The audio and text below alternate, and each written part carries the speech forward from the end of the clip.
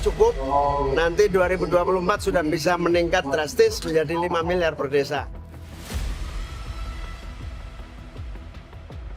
Di bila 500 triliunnya aja untuk dana desa, saya yakin pembangunan nasional akan terasa kemandiriannya. Janji mentereng Cak Imin, bisakah beliau mewujudkannya?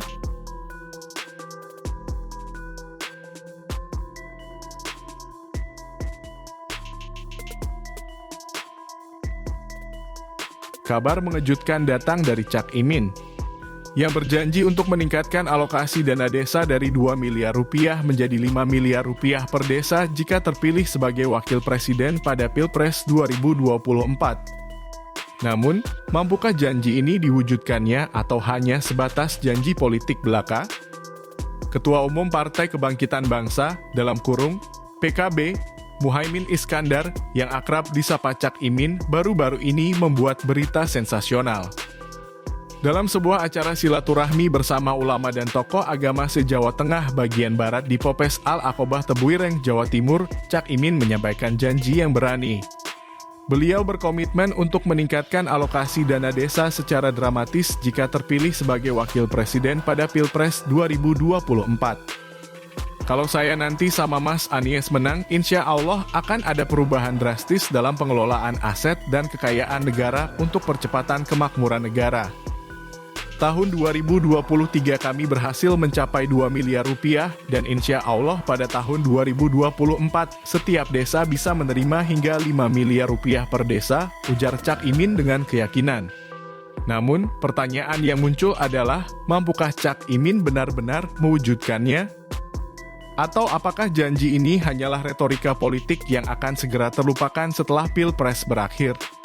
Dalam tulisan ini, kita akan menggali lebih dalam mengenai janji kontroversial ini dan melihat apakah ini adalah janji yang realistis atau hanya sebatas janji palsu saja. Dana desa memiliki peran penting dalam pembangunan dan kesejahteraan masyarakat di tingkat desa. Kenaikan yang signifikan seperti yang dijanjikan oleh Cak Imin tentu akan berdampak besar. Namun, bagaimana caranya? Apakah rencana ini akan menjadi kenyataan? Mari kita selami lebih lanjut. Dalam wacana politik, janji-janji seringkali digunakan untuk memenangkan dukungan publik. Namun, setiap janji yang dibuat oleh seorang calon pemimpin harus diikuti dengan rencana konkret dan sumber daya yang memadai untuk mendukungnya.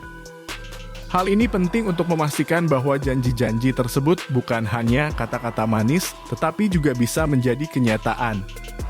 Cak Imin telah mengumumkan janji yang sangat ambisius dan memiliki dampak yang potensial besar pada masyarakat di tingkat desa. Namun, tantangan-tantangan yang harus diatasi untuk mewujudkannya sangatlah nyata. Proses pengambilan keputusan dan kerjasama yang efektif dengan berbagai pihak, termasuk pemerintah pusat, pemerintah daerah, dan berbagai pemangku kepentingan akan sangat penting dalam mewujudkan janji ini. Sebagai pemilih, kita harus terus mengikuti perkembangan janji ini dan memastikan bahwa pemimpin yang terpilih pada Pilpres 2024 benar-benar memiliki rencana yang kuat dan komitmen untuk mewujudkannya. Janji untuk meningkatkan dana desa menjadi 5 miliar rupiah per desa adalah hal yang menggembirakan jika dapat diwujudkan, tetapi pertanyaan mampukah Cak Imin mewujudkannya tetap menjadi fokus perhatian kita semua. Masa depan dana desa dan bagaimana hal itu akan memengaruhi kehidupan di desa-desa Indonesia adalah hal yang penting.